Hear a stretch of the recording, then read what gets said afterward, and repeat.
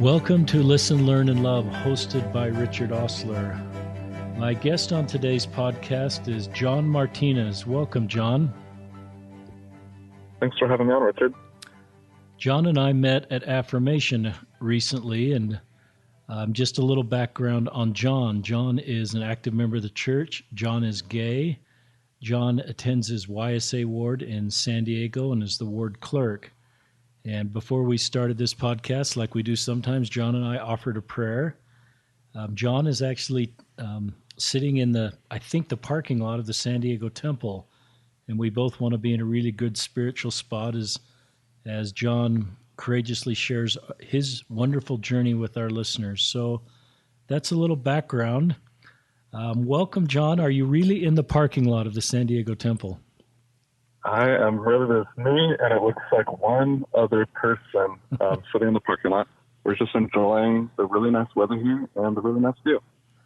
I remember being in the San Diego Temple parking lot, and there was a railing there, and one of my kids dropped his G.I. Joe. We were visiting, and he dropped his G.I. Joe or something over the railing, and wherever it was on those grounds, we couldn't get to it. So that's what I've been in the temple, John, but that's one of my memories. But tell us, John, a little bit about you. Tell us where you grew up and your family, and then tell us a little bit about how you connected with the Mormon Church about 10 years ago.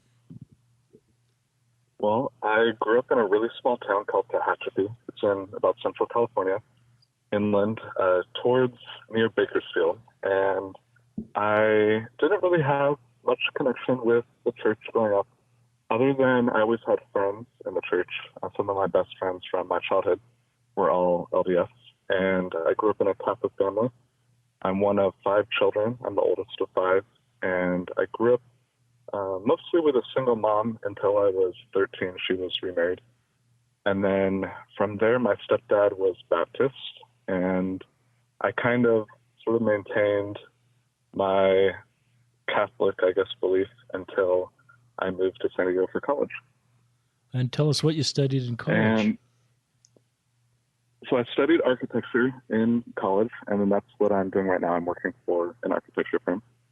And that's really how I came to know more about the church, because when I moved to San Diego, I had met another LDS guy that was going to my school.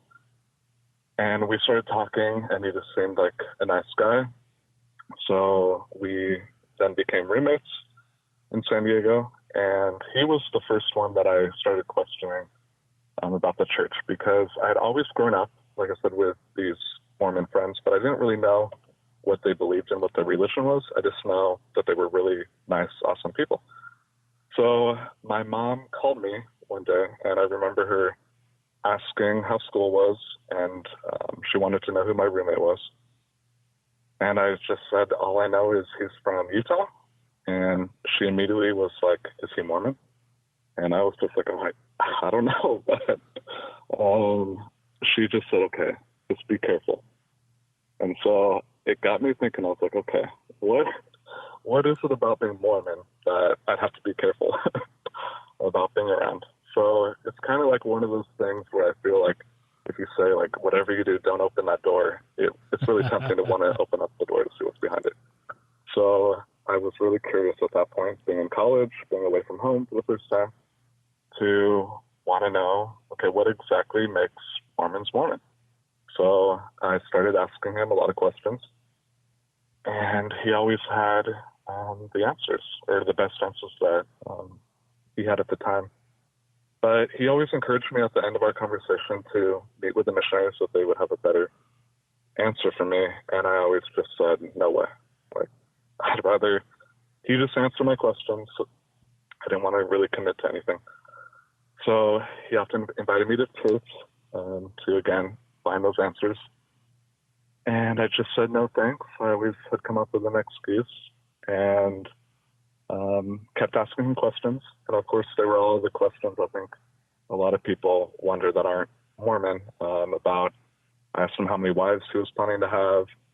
I was curious about Utah and this kind of like commune that I imagined that he grew up in.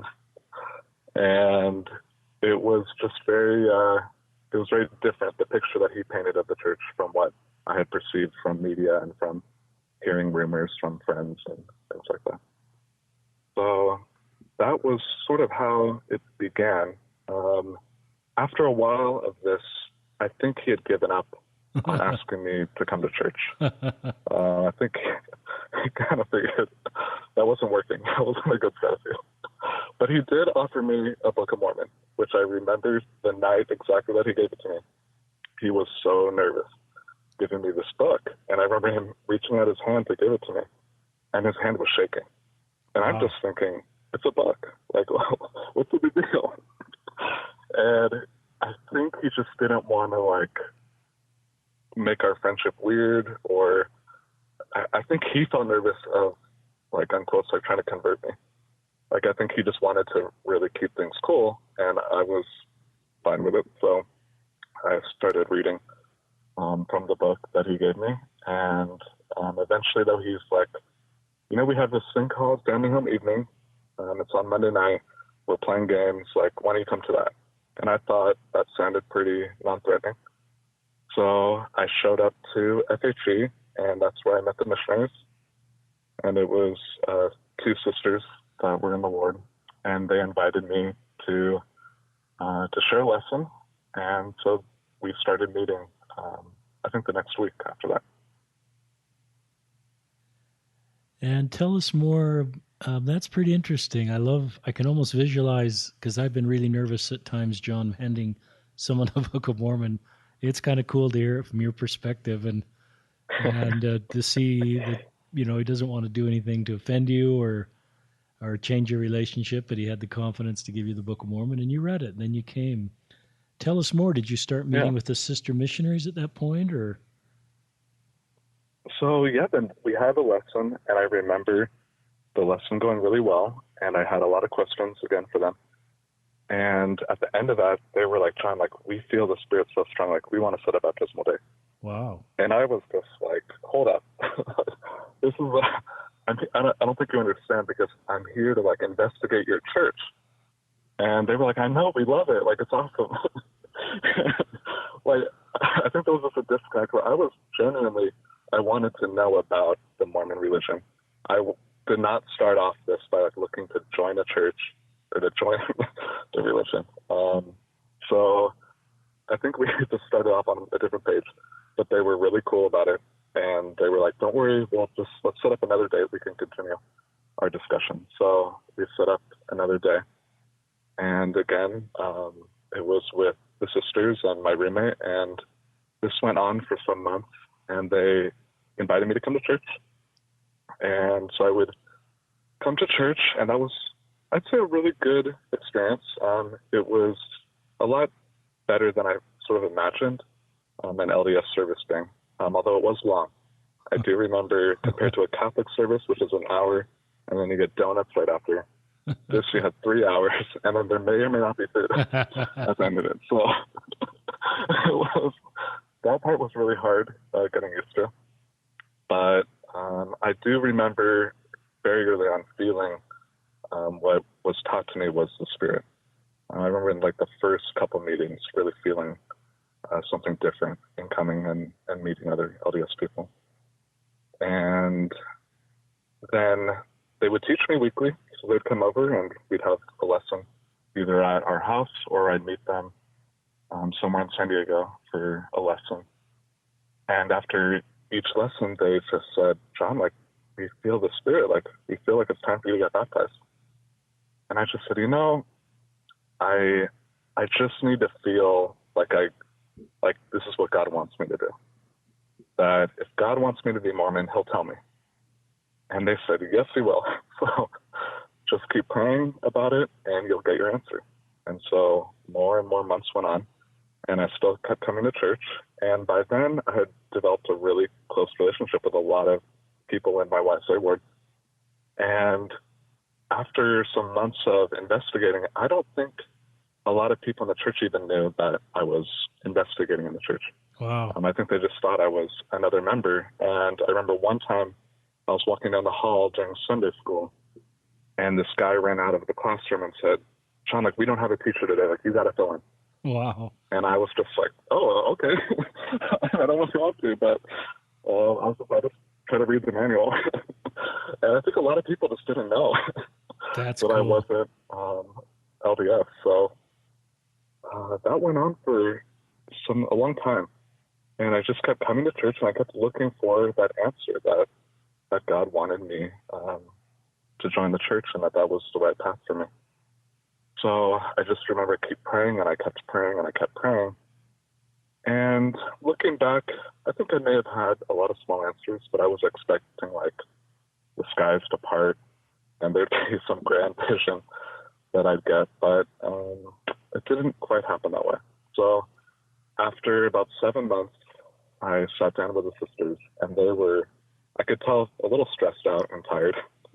We'd been meeting all the time and going to church and all these activities, and they were like, John, like, we've taught you everything there is to know about the church. Like, you're practically Mormon already. There's nothing really more that we can teach you. Like, we've gone through the whole Book of Mormon. So what is it that you still need from us to get your answer? And I just really thought, like, I just need this answer. And one of them was like, okay, I think what God is trying to tell you is that you need to first show your faith, be baptized, and then you'll get your answer. And I just responded that, well, I'll keep praying. So I prayed for about another week more. And then I was thinking about what she said, and I was comparing to a lot of things that had happened in my life about sort of making a decision first and then getting an answer afterwards that was the right decision. And it's kind of like learning how to swim. Like, you don't really know how to swim until you jump in the water for the first time. So I then took that literally, and I told them that, okay, I will be baptized because I do believe, and I want to believe, that all aspects of the church are true. I was still struggling with a couple things in the church at the time, but I thought, well, I don't have much to lose, so I will work on the little faith I have and be baptized. Wow. And so that's what happened. And then I kind of forgot about the whole looking for a big answer right after that. And I was just immediately embraced and became part of my ward family. They were, all throughout me in my investigation process, I never questioned like anyone's motives, or everyone was just so loving and caring and would invite me anywhere, like throughout the week at any time. They'd invite me into their homes or to different things that they were doing. And I just really felt loved by these people. And at my baptism, it was an amazing day because so many people from the ward showed up that we couldn't even hold it in the baptismal font room. That's cool. I had to quickly go in there, and then we went into the larger room for the rest of the ceremony, which I thought was really nice. What was what's your baptism? So welcome. Tell our listeners what the actual date is, John. What was that? The actual date of your baptism. It was November. I think it was actually it was around Halloween weekend.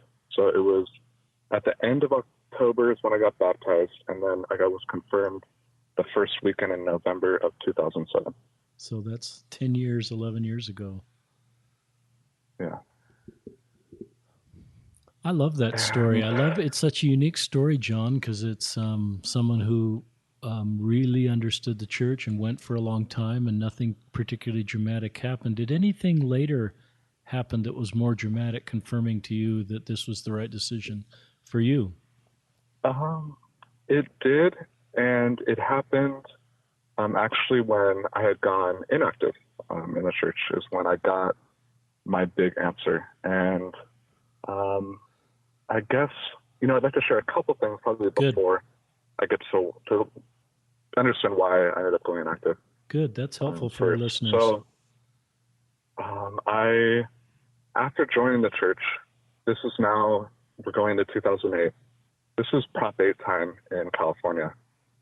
And I, up until that point, had never had a gay relationship or any kind of gay experience where I was still trying to figure things out. I think I had known for a long time, but it was still something that I was still trying to work within myself and trying to understand. But I do remember when I had just joined this church, then Prop 8 was happening, and they were reading things over the pulpit. We were having these ward activities and call centers, and all of our discussions in church were about Prop 8. And for anyone that doesn't know about Prop 8, it was to take away the right to marry between LGBT people in California, because they had, I think, made it legal, and then this sort of made it illegal, and then forever after that was trying to make it illegal. So it was something that in my mind I knew was wrong, and I knew that affected me, even though I wasn't married and didn't even really know if I would ever marry a man. It started to make me think really about who I was and come to terms with my sexuality at that point. And while all this was going on, my roommate and my best friend, I had noticed a big change in him over this time. And he was always life of the party and a really great influence on me, and just a great friend to always have around, a great roommate. And I noticed he started becoming more and more depressed and really sad all the time. And he stopped doing the things that he liked to do. And finally, one night, we were talking really late, and he was just like, "John, I'm gay." Wow. And I didn't know. When he started really struggling with this Prop 8 stuff, I was kind of wondering. But up until then, I hadn't gotten any clues or anything that really led to me thinking that. And now, John, is this your original roommate? This is the one that that first invited me to come to church, and that gave me the Book of Mormon and everything. Okay. Wow. And so I then was like, well, I think I might be too. Wow. And we sort of just came after each other that night. Wow. And it was an interesting dynamic, because this was my best friend. And this is someone that I'd gone through all these changes with. And I mean, someone that I really trusted, that I could trust with this kind of information. And then also, now that we had lived together, and I mean, after he told me that he was gay, like, something kind of changed for me. But I was like, I had never been in an experience where I had a friend like that. Let's say maybe if I had gay friends, they didn't tell me what they were. But I was just like, he's really nice. He's my best friend. And I'm starting to think he's kind of attractive. So he then, I guess you could say, became my first boyfriend. And that was in the church. And while that was amazing for me to experience, and like something that was all new and great and exciting, it was really hard for him.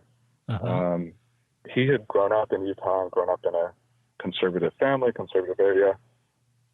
And this was all new for him, but it was something that I just remember he really struggled with, where I don't remember really struggling. Like, I know what the church had been teaching at that point. Like, I wasn't oblivious to it, but maybe I was just like, I don't know, maybe I was in love, so I didn't see the reality at that point of the situation that we were in. But it definitely caused a lot of anguish within him. And so we continued our relationship for some time and kept going to church. And again, the longer we were doing that, the more I felt like, wow, like, I'm really now building a testimony. I feel good being here at church. And for him, it was the opposite, that he did not want to be there. He felt that he didn't belong there and that he wasn't welcome there. And so this caused a lot of tension, I'm sure, with him and with our relationship, because as you know, and as probably a lot of your listeners, the church isn't just something you do on Sunday. It's really your whole life, like throughout the whole week. So when I wanted to continue going to all the activities and FHE and all these things, he did not want to go to any of those. And so it had started creating a divide between us pretty quickly. And I, again, noticed him more and more depressed. And eventually it got to a point where he came to me, he gave me his scriptures that he had, and he just said that he could not find the goodness in the gospel. Wow. And he didn't want to be part of the church anymore. And, you know, at the time, I don't think I was mature enough or prepared to hear that. That caused me maybe a little bit of anger, which I know I shouldn't have felt that way. But it was just how I felt. That I just couldn't believe it, that he wanted to leave the church. So I went to church that Sunday. And while I was at church, he had swallowed a bottle of sleeping pills. Wow. And luckily, he was able to get to the hospital in time where they were able to save him. But I remember sitting in the hospital bed next to him that night, and it was really hard. I'm sure it was really hard for him to be going through all that, growing up in the church and Prop 8 happening, and but it was really hard for me too. This was someone that over now a couple of years I had developed a relationship with, and someone I cared a lot about, and he had tried to take his own life. Wow. So that was tough, and it was really tough on us. And he decided that he was going to move back to Utah and move in with his family after that. So we ended our relationship shortly after that. You're doing a great job of communicating complicated. I'm just trying to get my arms around, and our listeners, that this is going down in the middle of Prop 8. Two guys that have sort of been straight in the same apartment, one of those guys bringing the other guy into the church, have both come out to each other without either one knowing that you're both gay, being in a relationship, you then staying more connected to the church than your boyfriend, and then it leading to an attempted suicide, and then it led him to moving back to Utah. And just, you know, there's nothing, I can't imagine anything in your life, John, that has prepared you for what's happening before your eyes. There's no sort of owner's manual to turn to on what do I do next. So, wow. Yeah. Very unusual situation. Yeah, it was definitely probably not the typical conversion story. But, there wasn't anyone I could really turn to, as far as I hadn't come out to anyone in my family. And I couldn't really turn to anyone in the church at that time because things were so contentious around that topic, that I really did feel alone in that moment. And I think I saw where he was and what he had gone through. And it made me think that possibly, if I continue in the church, I would go down that same path, that it would lead me to not be happy to a dangerous level.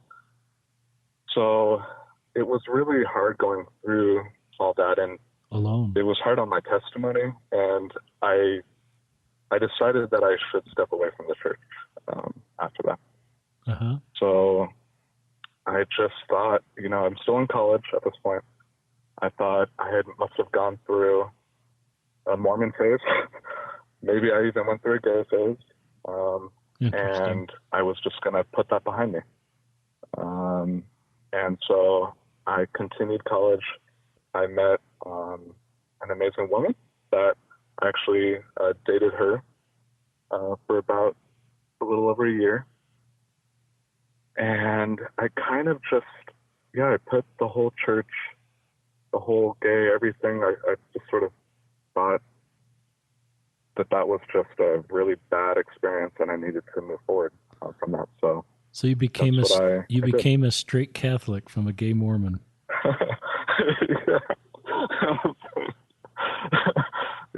Again, an odd conversion. So that was, to put a time on it. So that was about late 2009. And then for up until 2013, I had been out of the church. And,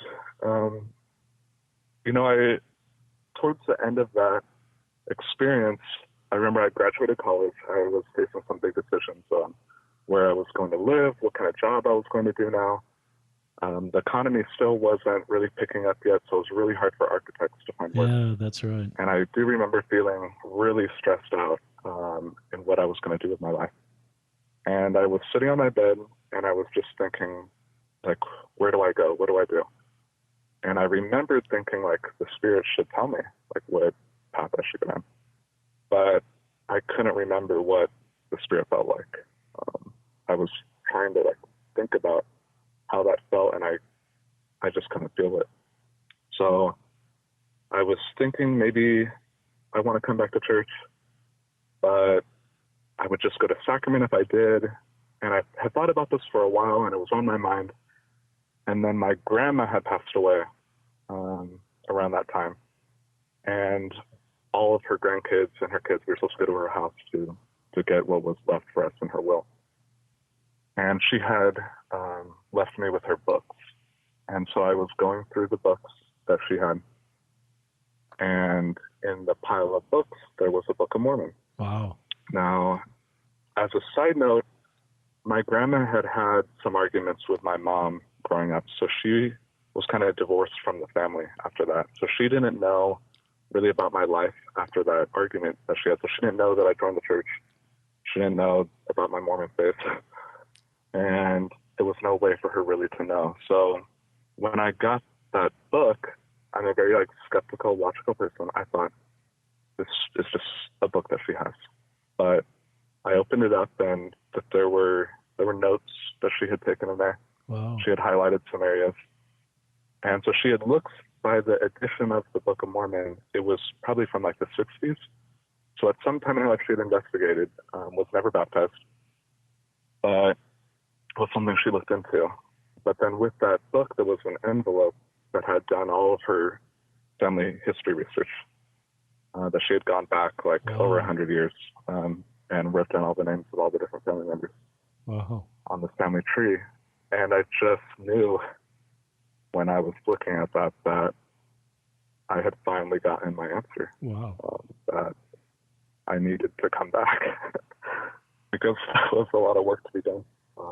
Temple work. And so, yeah, a lot of temple work.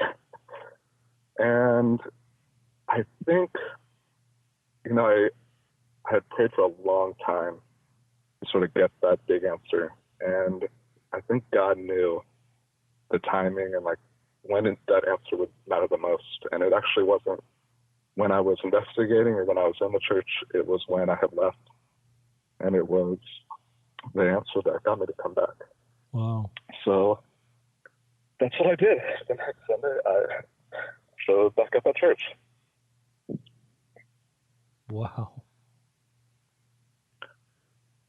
And it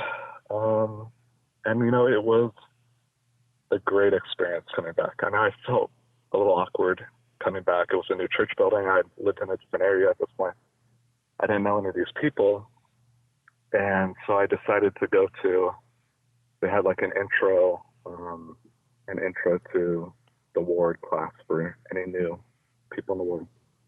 So I went to this class, and it was me and this other guy, who it was his first day back too.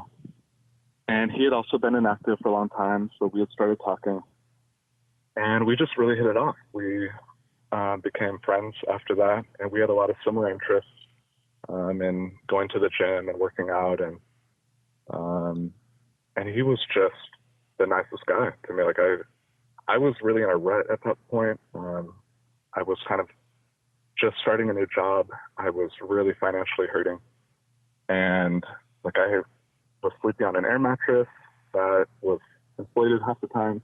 And he brought over a bed one night, and he would come and wash my car, and just always like doing amazing acts of service for me. And that really stood out to me. I was like, wow, I'm not used to someone being that kind, especially someone that I don't really know that well. But yeah, we became more and more friends. And the longer our friendship went on, I mean, I can't deny also at this point with this friend, I thought he was attractive. That's nice. Instantly. He was a really good looking guy. And, so that didn't hurt the friendship. But I did not think that he was gay. And I was really concerned that at that point too, I'm starting to come more to terms with where I'm at with my sexuality. Uh-huh. And I was nervous in telling him, especially knowing that he had grown up in Utah, grew up Mormon. And after experiencing the last time I came out, I didn't want to go through that again. So I had put it off. And then finally, after we had been friends for maybe about 9 months, I just felt this overwhelming sense that I needed to tell him. So we were driving one night, and I just said, pull over. I got to tell you something. And I was struggling to get the words out of my mouth to tell him that I was gay. And because I really didn't want it to ruin our friendship. And I mean, I think I was too. I was attracted to him. And while I was struggling to say this, he was like, John, I think I know what you're trying to tell me. And I just want you to know that the reason I moved to California was for a man. Wow. And I was like, oh my gosh, this is happening again. And here I was again coming out for a second time. And he also was gay. And he had sort of shared with me his short story about being in Utah and growing up LDS and always feeling sort of the shame and the anxiety and all the bad things about what being gay was. And he came to California in the military for this guy that he met in boot camp. And it didn't work out. And so that had led him to San Diego. And then that first day, he decided to come back to church, and then that's how we had met. And so after that, it was, our friendship was different too. I finally felt this like weight lifted off my chest that, again, like I could finally be honest with someone and someone that I cared about. But I could tell as we were talking about in the car, I mean, I've only seen him cry like twice in our time knowing each other, and it was devastating for him to acknowledge that he was gay. Wow. Or that he had these feelings. And so it did worry me. Looking back, I do remember feeling like I was a little bit afraid of going down the same path that I went before. That while I felt good about being open and honest and I felt right, it felt like for him it was not that. But it did bring us a lot closer together. And it was great for me. I was really happy. But I really had thought that, I guess in a cheesy way, I thought that God had, again, brought me back and brought me to a person that I could see being a great benefit to my life and someone that he wanted me to be with. So we also decided to move in together. Uh-huh. And, it was something, what we really would get in debates and arguments about is this is prior to marriage becoming legal. This is still, this is probably 2014 now. And from his point of view, he told me, he's like, the church is never going to change. Like, my family's never going to change their view on it. Society's never going to change. It's always going to be seen as wrong. And I'm on the opposite end of the spectrum. Like, I'm overly optimistic, thinking that everything's going to work out. Like, I couldn't see it any other way, because I think I really cared for this person, and I just, maybe, again, blind in love, I didn't see the reality of our situation. And this brought, again, just more and more stress, though. And while, again, I remember being really happy, I do remember always struggling with the reality of our situation, and that he was right. Like, at that time, and it wasn't ever going to be accepted if that was something that we wanted to be together. So this led to more and more issues, and then he just shared with me that he was going to move back to Utah. Wow. He was going to put California behind him. He was going to put me behind him, and that he was going to marry a woman in the temple, and that's what he felt he needed to do. And that was, again, devastating for me. So that was the last time we spoke was June 21st of 2015. I had flown to Utah to go to a wedding with him. And I gave him my CTR ring when I flew back. And I knew that was going to be the last time that we'd ever see each other. Wow. And from what I heard is that he did end up, he married a woman about a year later at the temple in Utah. And so I was pretty hard hit after that. I really felt then for a second time that maybe I was wrong. Maybe I was wrong for coming back to church. Maybe I was wrong in thinking that God wanted me to be with a man. And that was really hard for me to admit that I might be wrong about all this, that I did not have taken them back. So I was just feeling terrible, and gay marriage then passed a few days later on June 26th, and it was a bittersweet moment for me. Interesting. Because it was this great moment, and I knew it was historic and something that I'd always prayed for would happen, but I am now dealing with the end of a second person that I really cared about, and I knew that was never going to happen. So just as all this was happening, I'm really struggling in all aspects of my life, I think, at that point, after dealing with that. And then the November policy came out, and that was just like a gut punch while I was down. Like, I was already trying desperately to recover from the end of all that, and then trying to question what's my place in the church from here on out. And then when that policy came out, I thought, okay, well, that's the answer, I guess, that maybe there wasn't a place for me at church. And I decided that I would make an appointment with the bishop at that time to let him know that I was going to resign from the church, because I had felt that the church really didn't want me to be there. And I had to make the appointment with him, and I knew I had to resign because at the time I was ward clerk, so I couldn't disappear like I did before, because I knew Bishop would be calling me, wondering where I was at. He wanted me at Bishop meeting in the morning. So wow. I knew I was like, this is something I just have to do. So I made the appointment with him, and I met with him, and I was just really upset. And when I had shared with him my feelings and about the policy. And I think he was actually really surprised.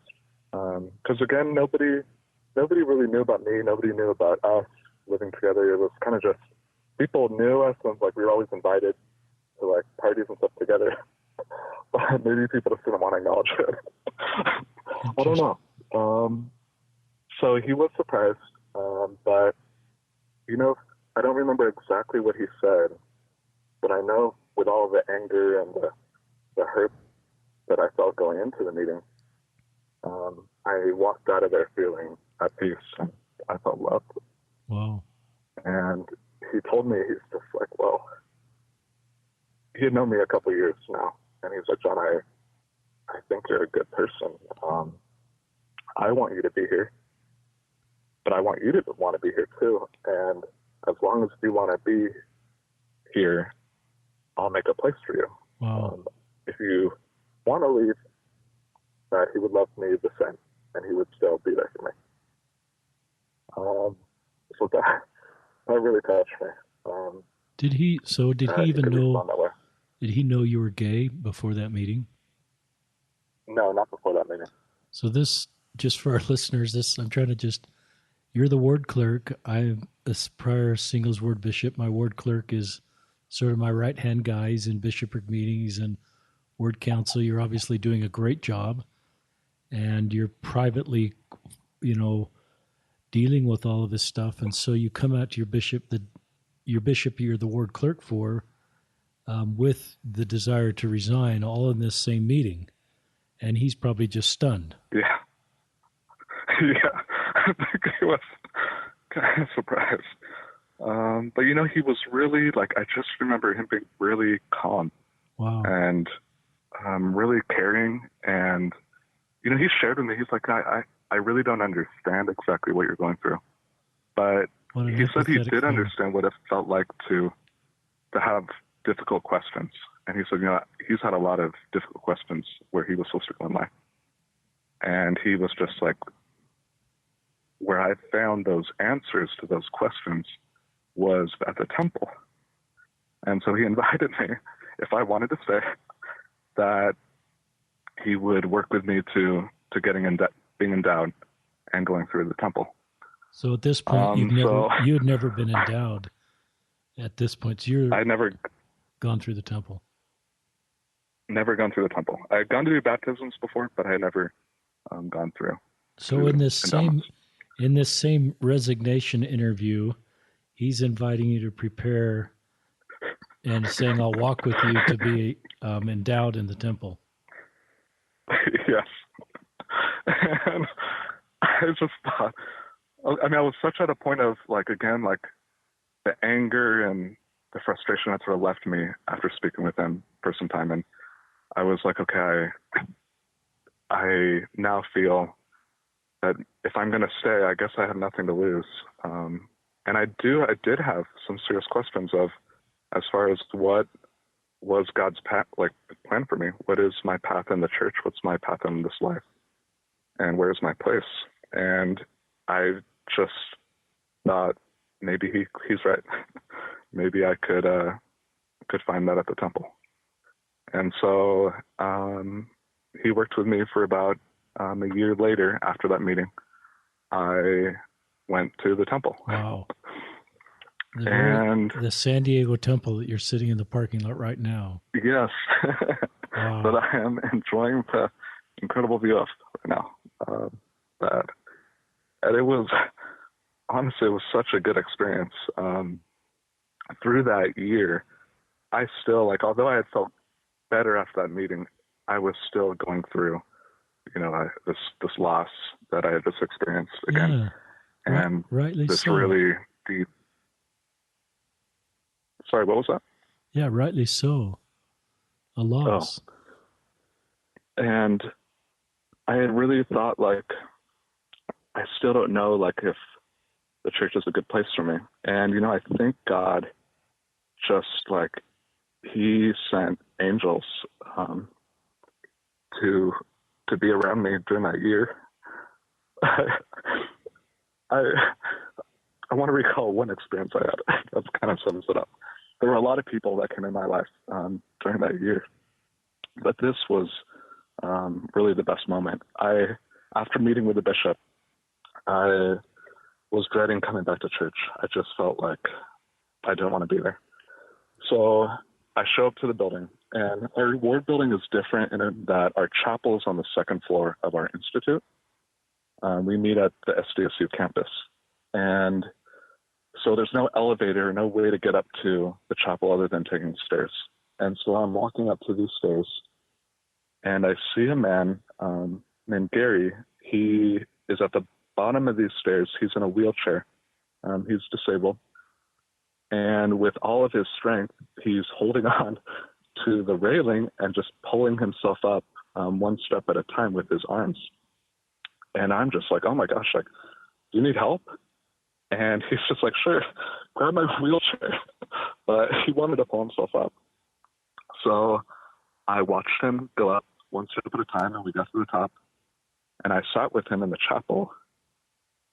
And he just had like the most amazing spirit. He just was so positive and so happy. And I really thought, like, wow, if he can make it up those stairs, what excuses do I have that I can't make it up those stairs? Wow. So I instantly became best friends with this person. And I was like, I need this guy's spirit in my life. He was so positive and happy and wanted to be there even through all the difficult things that he faced physically, just at that building.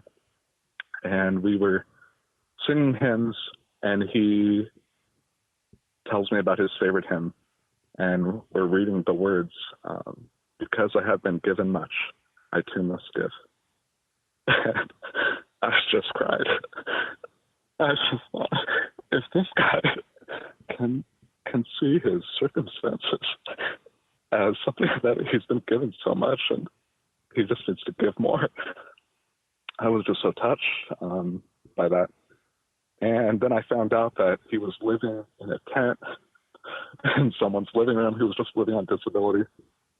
And I was just like, okay, you're getting out of the tent. You're moving into my house, because I did it selfishly, not out of any goodness in me. I just needed this friend at that time. So we really clicked, and him amongst countless others in my ward really helped me through that until I decided to the day that I was going to go through the temple, and I wanted him to be the escort. Oh, that's beautiful. To take me through. That's beautiful. And that's what we did. And so in 2000, it was 2016 in May, I went through the temple. And I don't want to share too much detail about that, but I do want to explain that that's when things really had changed for me. That I went with this question of, what is my place, not only in the church, but where is my path in this life that God wanted for me? And while being in the temple and being in the celestial room, I was just blessed with this feeling in the spirit that, one, is that I felt that I was on the right path, that I needed to continue and to be patient. And two was that I needed to change. And I didn't need to change my sexuality, but I needed to change my perspective of it. And that it was not a cross that I needed to carry, or a burden, or a trial. That being gay is the greatest blessing of my life.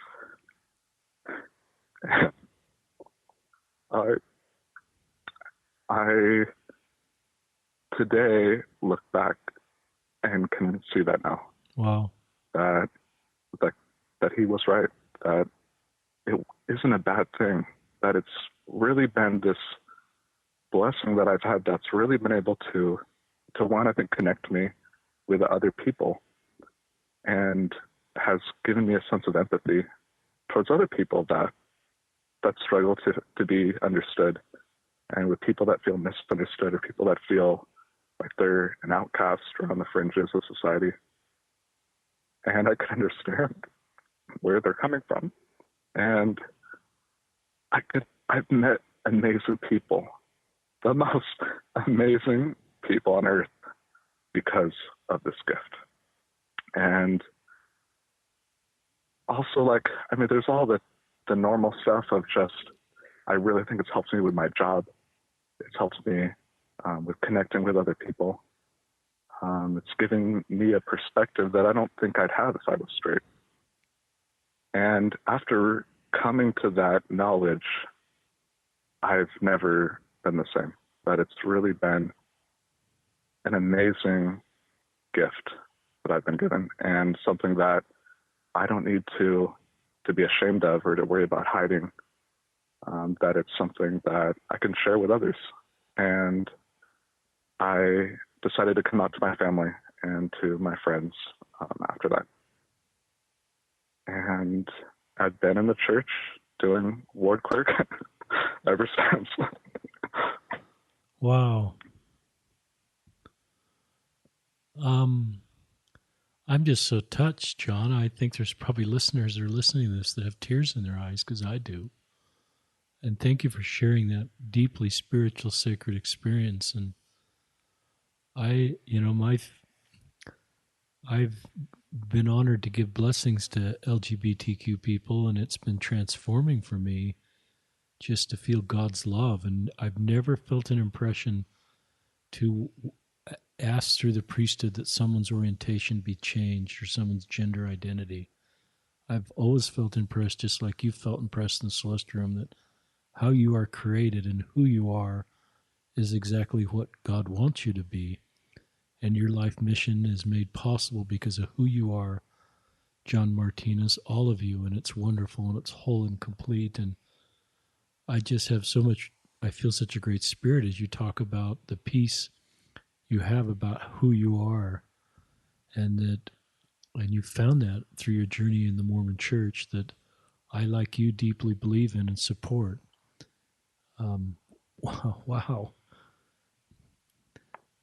Well, thank you. Share more thoughts with us. Yeah, go ahead. As one more thing, I think amongst anything, it's really helped me to reach out and rely on God, because looking back, if there's one thing I've prayed about the most, it's been about this. And it's helped me draw closer to the Savior, because I really believe that He knows each and every one of us, and that He knows all the things that we will experience in this life and go through. And He's there right by our side, walking with us throughout all of it. And coming to terms with knowing who I am has really helped me come to know who the Savior is. And that's probably been the greatest part of it.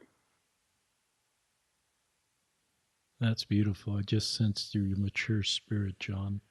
I think you're 31, but I think your spirit is pretty mature spirit and very thoughtful. What advice do you have for our LGBTQ listeners that are trying to figure out their path in life? What would you say to them? And I'm sure you've had many of these conversations face to face or over the phone. What would you say?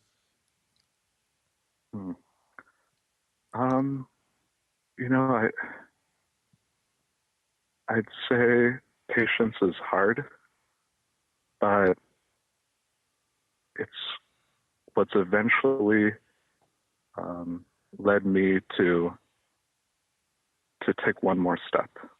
And I think when it comes to this, sometimes we just have enough strength to take one more step forward. And with each step that we do that, we get a little bit more strength of taking another step. And with hindsight, I guess the blessing of hindsight, I can look back on these 10 years and see quite a transformation in myself. And it didn't just happen over one day, and it didn't happen through all fantastic, great experiences happening to me. it often happened through a lot of bad things and a lot of really difficult things that I needed to go through. But luckily, I just was surrounded by some really amazing people. And so I believe that if anyone may be in my circumstance, maybe where I was a few years ago, I would just say that God is with you, that He knows you, that He loves you, and that you can always turn to the Savior when you're in doubt or you have questions, that He's someone that is always there for you. And, I discovered that through, I don't know, maybe your listeners know this show, or maybe you do, Richard. It's called American Ninja Warrior. If anyone hasn't seen it, it is a obstacle course show where these people have to do the craziest obstacles you've ever seen. And even though they're really fit and tough, barely anyone makes it to the end of this obstacle course. It's a TV show. And I was watching this one day with my brother, and I was just like, I don't know how anyone could do this. Like, I've never seen anyone complete the course. And I was like, how do they know it's possible? How do they know they didn't create an impossible obstacle course that no one can win? And he said, he's like, you know what? I think that someone tests the course before they have anyone do it on the show. They make sure it's possible because someone has been able to achieve it prior to them running the show. And that's the way that, in a funny way, I have come to know the Savior. But I think, the obstacle courses of our lives can seem impossible. They could seem really difficult. But I know it's possible because He's done that course for me. He's already gone through any challenge I could possibly face. And He's always come out ahead.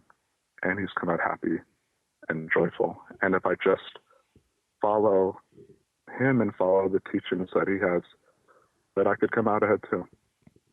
And I just try to always remember that.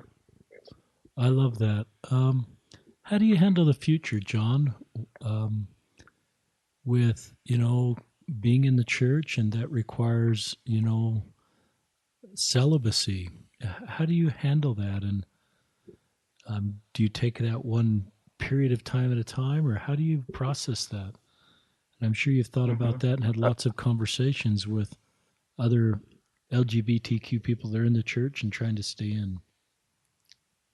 Yeah, it's a good question, and it's a difficult question because it's something that I do think about, and I do wonder what is going to be my future in the church. And for now, I just take it one day at a time. Good. I don't have any. I'm not planning to marry a woman, or that God is going to change me, or that by some miracle, I do believe personally that that one day I will marry the love of my life, and I don't know how or when that's going to happen. I don't know how that's going to resolve itself with the church, but it's something that I'm hopeful towards because I believe that is what God hopes for me. And just to comment on that, I love that, John. I wouldn't want to take hope out of anybody, and I would want to validate your hopes.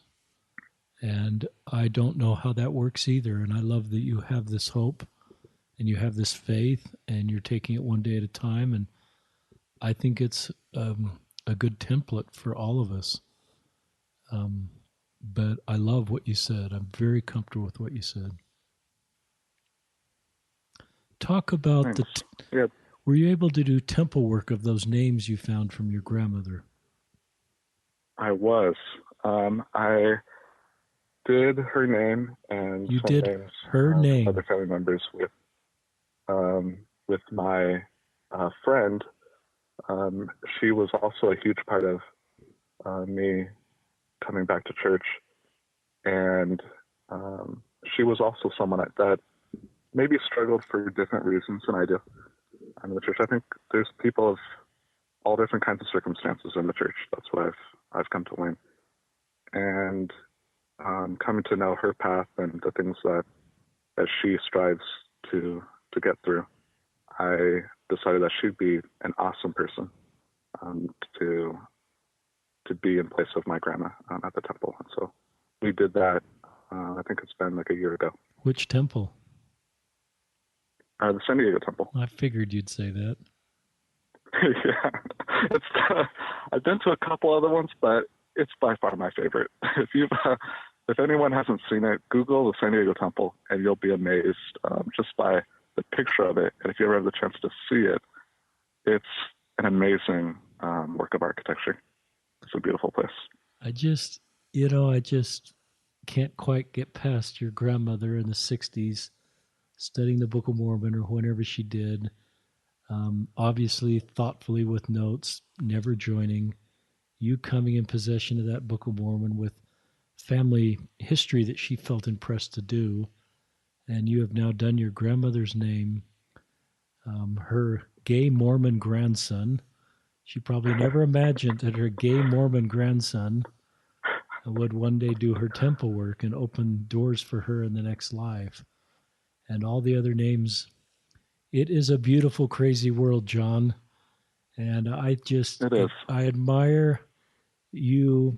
I'm also struck with a feeling that I think you communicated that God's had a plan for you, and perhaps He knew you'd join the church based on the feelings you had and the knowledge you had, but you would need a bigger witness later on to return to the church. It's almost harder in some ways to return to church after your experience versus join in the first place, because it hadn't worked completely for you, and you had done that, and you were talking about moving on, but yet you had this more powerful experience that brought you back to the church. It's maybe what you needed. It's very interesting for me to hear your story. It's through that I've come to have a testimony that God does work in mysterious ways, and that's also I think what keeps me hopeful. Is that I don't know how things are going to work out. I just believe that it will. How does it impact you when gay Mormon men fall in love and are married and leave the church, or not being able to participate in the church, fully the way they would be if they were, celibate and following church rules? How does that affect you, and how do you manage that? It brings me a lot of joy. I am happy for them. If their path is outside the church path, and that's what brings them happiness, I believe them. I don't think that they've made a wrong choice or that they would be happier if they hadn't left or hadn't done that. Like, I really believe in personal revelation, and I believe that that's something that is good for them, so I can enjoy their happiness with them. I like that answer, and I think it's an answer that I'm trying to completely understand in my own mind. I love the idea of self-determination, which is close to personal revelation, that everybody at the end of the day chooses the path is best for them. It's hard for me sometimes to think how that path could be out of the circle of the doctrine of our church that I believe and support, but I just kind of, maybe like you do, leave it at the Savior's feet and honor them, and my relationship doesn't change, and I love them and support them, unless they somehow are trying to take away my freedoms, which has never happened. Everybody I know is just moving forward in the best way they know how. Yeah, I think through people that I've met that have gone that path, it's, when I see it and I know these people, that I feel like they don't do it with, like, it's hard for them to make that choice, if that makes sense. Like, It's not something that they're just like, yes, I'm out of the church now. I think it's something that they probably struggled with for a long time to understand where their path is. And I wish and I hope that there will be a path in the church for them someday. And like for myself, which hopes and dreams I have similar to theirs that I haven't achieved yet as far as meeting someone. I hope that that path comes soon. Again, I'm a very optimistic person, so I don't know if that path will ever happen. But I do always have, I have my grandpa's favorite scripture framed that he gave me, and it's in my living room. And it's from Psalms 27:13. And I always read it to help in those moments. So it says, I would have despaired unless I had believed that I would see the goodness of the Lord in the land of the living. And for me, that means that I will see that goodness happen in this life. That maybe if it takes me until I'm 80 years old, I'll eventually see everything the way that it was supposed to, and I will be happy in that. And that gives me a lot of hope that it's something to look forward to. And in the change that I've seen just in the last 10 years, I've seen amazing change. I've seen amazing goodness in people of the church. And so seeing the people and seeing the change that has happened, and yes, there has been some steps back, like the November policy, which I still try to come to terms with. I still think that eventually there'll be a way. I don't know how, like I said, I don't know when or where, but I believe in the goodness of the Lord, that he always provides a way. I love that, John. I love the hope you have, and I validate that hope. I hope that hope with you. I want all your life hopes and dreams to come true. And I, like you, don't know how that's all going to work out, but I admire you hanging in there. And I like the idea of processing this in short periods of time and only knowing. I like Elder Bednar's talk about fog. Sometimes we can only see the next 3 or 4 steps we can take, and then we take it. And then we kind of have an idea of the next 3 or 4 steps. I'm going to close with this, but you can give us any other comments after this. I'm on your Facebook page, John, and I love this post on July 16th, and it's you walking in the Mormons Building Bridges parade. And I just love what you've written here. Honored to walk with Mormon building bridges this last weekend, where religion may too often draw lines of division between people. We believe the gospel of Jesus Christ would draw circles around those people and bring everybody together. We assert that all our LGBTQ brothers and sisters are inherently worthy of love and belonging in our homes, congregations, and communities, no matter where their path may take them. While some may prefer walls, we build bridges of hope, love, and understanding. And I used just a happy picture of you, John, with a bunch of other people in a parade. So any closing thoughts before we sign off? I love that post, John. I love that one too. And that was an amazing day because we had a lot of people. I invited some people from the ward to come. And I know how hesitant and how scary that could be for me, let alone straight people in the church. And especially in San Diego where it's really hot to go sweat all day in a parade. But we had some people from our ward show up. The Elders Quorum president came and walked with us. That's awesome. And so stuff like that gives me hope. That keeps me walking when they can walk with me. And I guess if I was to end on anything, I'll end on this experience I had.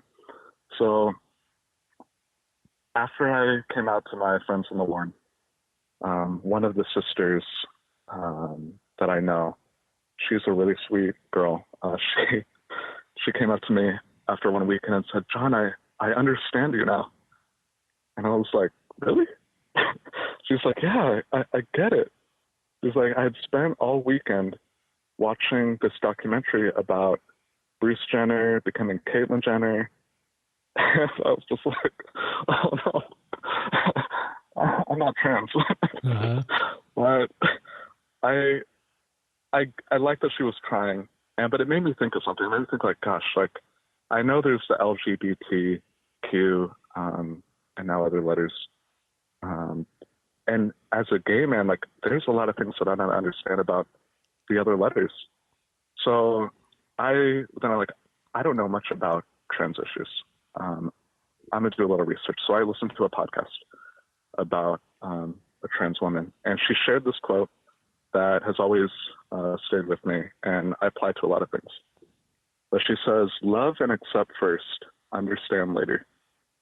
And she explained that as oftentimes in life, we only love and accept something after we gain a full understanding of it. So whether it be in school or work, with relationships, with LGBT issues, we think that maybe only if we understand it, then can we love and accept it. Where in fact, the opposite can be true. That after we love and accept those people or those subjects, those circumstances that we're facing in life, when we love and accept those things first, we'll gain understanding. And that's always touched me. And that's, again, something that has always brought me a lot of hope. I love that, John. This has been a very dear, tender podcast for me personally. If you were sitting across the table, I'd give you a big hug and say, I love your brother. And you have my love, respect, and affirmation. You have a great life ahead of you, full of hope and goodness. And I just sense you are blessing so many people's lives, and people love you. And honored to have you on the podcast. So thank you for joining us, our listeners, on another episode of Listen, Learn, and Love.